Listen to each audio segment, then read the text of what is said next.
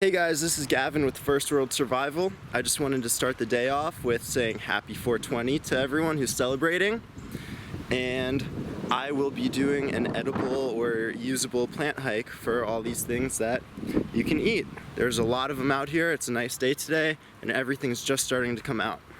Right here we got some dandelions. The flower part's edible, the leaves around it are edible, and you can also dig it up and the roots are edible. This is what the root part looks like. So if I were to eat it, I just wash it off. You could eat it raw, you could probably roast it. Probably would taste really good like that. But the one thing you gotta be careful is make sure you're not picking from a field that gets like weed killer on it. So these dandelions, especially the leafy part around the outside, has a substantial amount of vitamins A, C, and K, and has a lot of iron, calcium, and potassium, and magnesium as well. And this right here is a wild raspberry plant.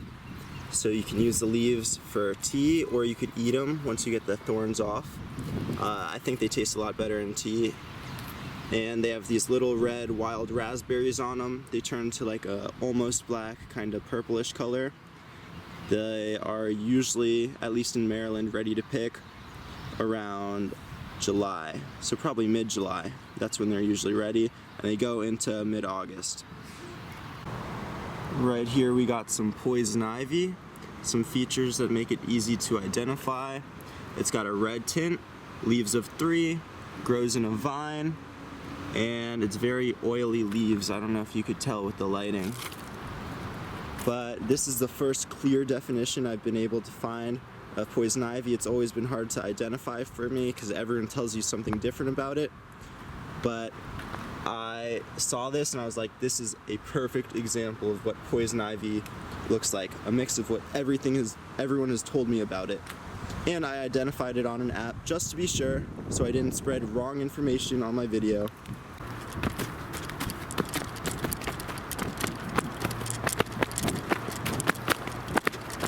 It's called Spice Bush. You can make tea with it. That's pretty much the only thing about it. But you could also break off the branches. It smells really good. That's why you make tea with it, because it tastes and smells really good. I don't know how to describe it. The leaves look like this, and it smells good, obviously, and has red berries growing on it in the summer. Pretty sure it grows everywhere in the East Coast. Not too hard to find. It's usually like the edge of the woods or right on a trail. It's never in the middle of nowhere. You won't find it far off the trail. But I love making tea with this. This and mint tea together are my favorite.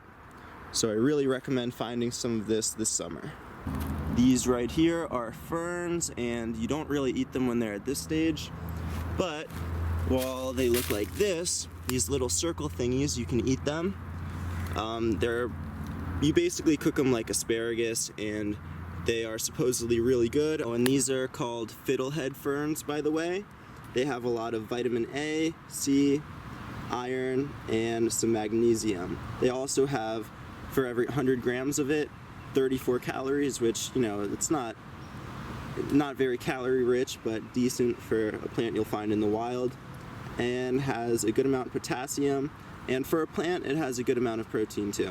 4.6 out of 100 grams. As I'm walking along, there's just so much to see. Everything changes, trees fall, the water gets higher, logs that are across the water move. It's just very cool, especially this time of year. Just so much is new every time you go out. So here are some violets, and you can actually eat them raw. Obviously, they won't have many calories unless you get a bunch, and it's gonna be hard to get that many. But they do contain a lot of vitamin A and C, which in a survival situation, you need your vitamins too. You need food, but also over time, if it's a long-term thing, you're gonna need some sodium, vitamins, all those minerals. And I'll actually eat this right now. Tastes very planty, not too good. I mean, not bad at all, but it doesn't have like a sweet flavor or anything, just very leafy. So here you'll see these long, pointy stems sticking up, and they're attached to these wild onions, which, you know, I'm not a big onion person, just eating plain onions, but I'll eat it, and it's pretty good. For like wild spring onions that you find, really good. Bonus, they are pretty rich in magnesium, phosphorus, copper, dietary fiber, vitamin A, vitamin C, vitamin K, folate, calcium, iron, potassium, and manganese. I don't know what half those are, but that's what this Google article says. And here is a pine tree. You can either take the needles and make tea with them, or just suck on them like this, chew on them a bit.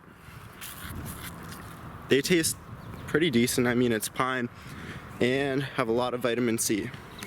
Also, when the needles are dry like this, you can use them for a fire. Great fire starter right here.